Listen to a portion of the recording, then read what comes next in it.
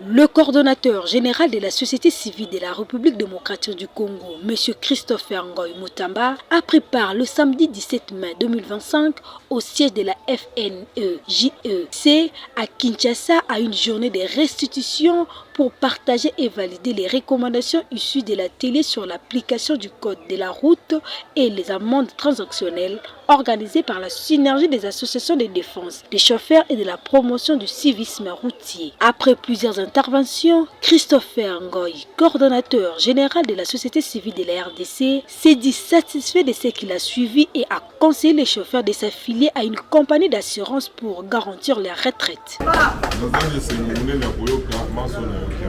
En tant que société civile, les essais-monnaie ne passent qu'on sait au Pesacabino.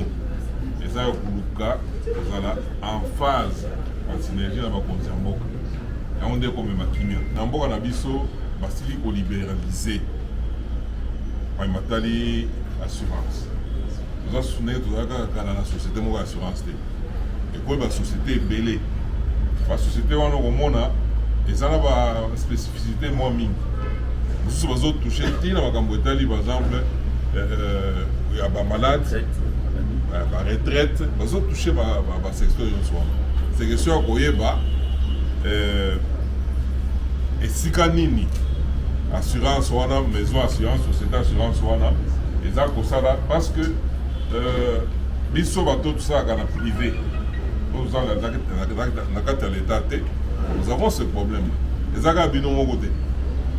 Même les avocats ne sont pas même tout ça dans la privée. Nous avons un problème. Ceux qui ont l'âge de la retraite, tous ceux qui ont béni les lois. Alors, il faut toujours tous dans la culture, on est à Koulouka, vous allez affilier quelque part. On a ceux qui sont malades de quoi il y a. On va le moment où on a pas souvent au lieu qu'on t'a toujours sur un mot côté contre la famille. Donc société est organisée dans la option et c'est une idée pour saisir yango et puis et qu'on s'engager biso. Si en a que cette journée est la suite d'un atelier de renforcement des capacités tenu du 5 au 8 mai à l'hôtel Sultani River qui avait réuni les inspecteurs de l'inspection générale de la police nationale congolaise, les cadres de la police et des circulations routières de Kinshasa et les représentants de la synergie des associations de chauffeurs et les représentants de motards sous les thèmes le rôle de l'inspection générale de la police nationale congolaise dans la mise en œuvre du code de la route et la pratique des amendes transactionnelles. Bato tuzali kokamba linkolo bakumbi mituka balakisaki biso esengeli biso toyeba kotosa mibeko ya nzela esengeli kozala na mokanda ntango za kotambola parce que balabala ezali ya yo te ezali ya leta yango wana biso mpe mokolo lelo tokonaki toyebisa bango topanza sango na bandeko na biso bayeba ndenge naza kotambola esengeli nazala na mokanda ndenge naza kotambola so bakangi ngai liboso bayeba kosambisa ngai soki basili kosambisa ngai esengeli na kamata lomande na ngana kende kotia yango na libenga ya leta yango wana tozali koyebisa bachauffeur bakumbi nyonso bayeba kotambola na balabala ezali na bandingisa tosa mobeko yeba kofuta lomando na libenga ya leta tambola pe malamu pamba te babomo ya bato ezali wana pe balakisaki biso lolenge kani ndenge esengeli tozala na bosemami kotambola na koyeba ke soki namoni bato batelemi ngai na kokatisa mbala moko te natika bango batelemi bakatisa na ndenge malamu yango wana tozali kobenda bakumbi mituka matoi bayeba kotambola babanga mibeko ya leta bazala na molende ya kosala mosala onyokola population te mpo maye tozwaki ezala mpona litomba ya mboka na biso biso tokokoba koloba pamba te masanga baza na ndingisa ya kokanga moto te tokokoba koloba kasi leta esengeli atosisa mibeko elingi koloba soki biso tolobi ndenge touti koloba leta ntango akangi moto ayeba kotosa mibeko mpo ezali mboka na biso koloba malembe suka moto akoyoka balobaka nzoko alembaka mino na ye te biso mpe tokolemba te tokokoba koloba mpo bakumbi mituka babongola mitema babongola mayele batambola ndenge elongo bana tokolemba te.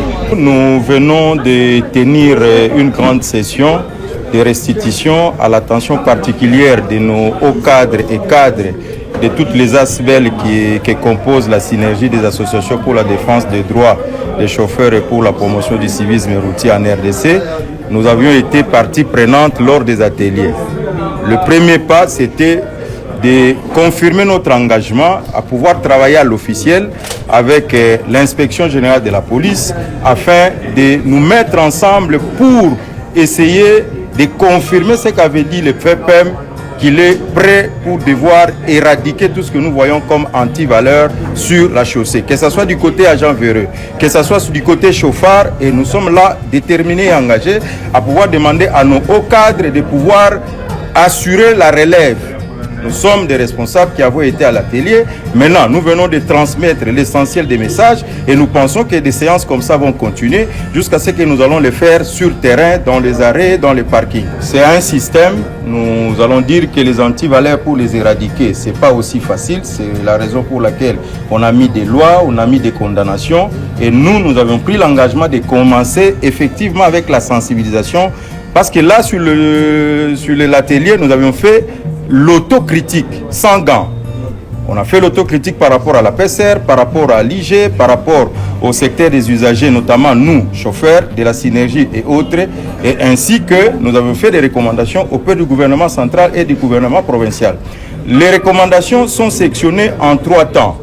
Il y a ce qui est prévu par rapport à court terme, ce qui doit être fait, la conscientisation, la prise de temps dans les médias pour continuer à faire de l'éducation routière quelque chose de très important pour notre ville, Kinshasa, et éventuellement pour toute la capitale. Il y a aussi des recommandations à moyen terme. Il y a éventuellement les recommandations à long terme.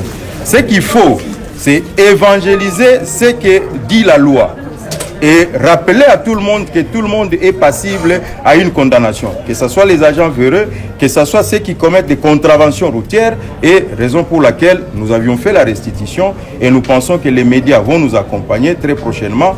Nous allons faire des émissions, nous allons faire d'autres ateliers, nous allons faire des conférences, juste pour faire de ces recommandations notre cheval de bataille désormais. Tout a été passé au peigne fin, que ce soit le problème de Kikaloum, que ce soit le problème des OPJ qui sont à la LENI et qui sont en train de passer de gens, disons, qui font des procès verbaux, mais qui n'ont pas qualité. On a tout dit là-bas et nous pensons que l'autorité, parce que ce sont les ateliers, c'est l'atelier qui a été supervisé ou ouvert et clôturé par le VPM, et nous pensons qu'il a pris l'engagement lui-même en tant que responsable du gouvernement pour pouvoir tout mettre en œuvre pour qu'il y ait fluidité, pour qu'il y ait la paix. Les Kikaloum doivent faire leur travail, mais conformément à la loi. Et là, je rappelle aussi qu'il y a toute une loi par rapport à l'application des mesures dans le fourrière. Partout où on amène les véhicules, ça ne s'appelle pas fourrière.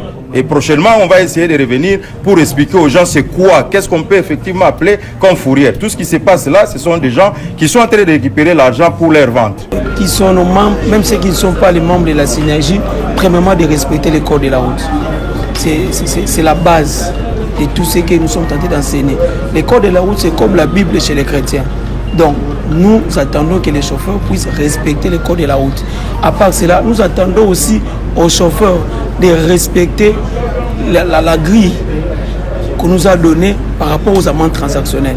Nous pensons que les chauffeurs vont respecter, mais c'est l'organe de la loi qui peut contraindre ceux qui ne respectent pas. Donc nous ne sommes pas là pour arrêter les gens, nous ne sommes pas là pour faire juger les gens, mais nous sensibilisons seulement. Mais c'est à l'État congolais de prendre toutes les dispositions nécessaires pour que tous ceux qui nous sont tentés de parler soient respectés. Nous comptons faire dans les jours qui viennent la sensibilisation dans les arrêts, parkings, aller sur le terrain pour expliquer aux gens comment il peut donner les amendes transactionnelles, comment ça se passe, ce que nous sommes tentés de prévoir de faire, et aussi par rapport au permis de conduire. Dans les jours prochains, nous allons descendre aussi sur le terrain pour faire la sensibilisation pour que les chauffeurs puissent avoir leur permis de conduire. À la fin de cette journée, Christopher Ngoy a remis le ruban rouge à tout participant tout en expliquant que c'est un soutien à nos frères dans l'Est de la République démocratique du Congo. Dans le moment où nous allons, nous sommes vendés, n'est-ce pas? Mais bandé ko baza na est kuna baza ko se plaindre chaque jour toujours voir ba plaindre na bango obosani biso tozomona kuna na baimage na Kisasa on dirait toza sur Congolais soit bino na mitu na bino aussi pour intégrer que mboka esi ekabwani biso en tant que société civile les autres ne sont pas mingi. C'est pourquoi ici quand nous tozokende toza na obligation ya kolamusa bakongolais toyeba ke Congo ezali kaka oyo bandeko baza kuna soki mpasi ezwi na lokolo zoto mobimufe sentir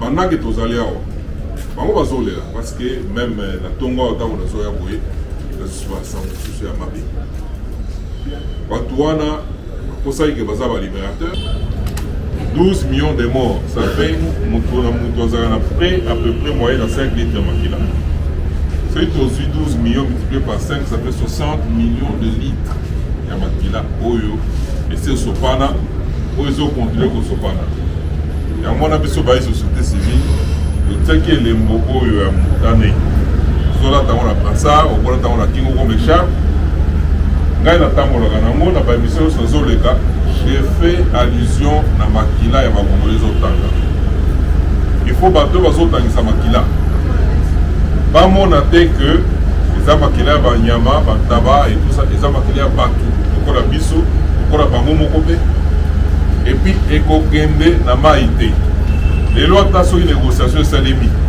biso tokotikala kotelema mpona koexige ke bato nyonso baboma bandeko kuna bazala juge yango wana toyaki mpe topartage na bino réflexion wana topartage na bino symbole oyo ya motane toza na mwa échantillon tokopesa bino okobanda mpe kolata yango parce que bino bachauffeur ntango bozotambola nango même passager akotuna melete olata eloko okonaki okoyebisa eke na moma tozotambola awa so tozalaki meme kuna bato bazokufa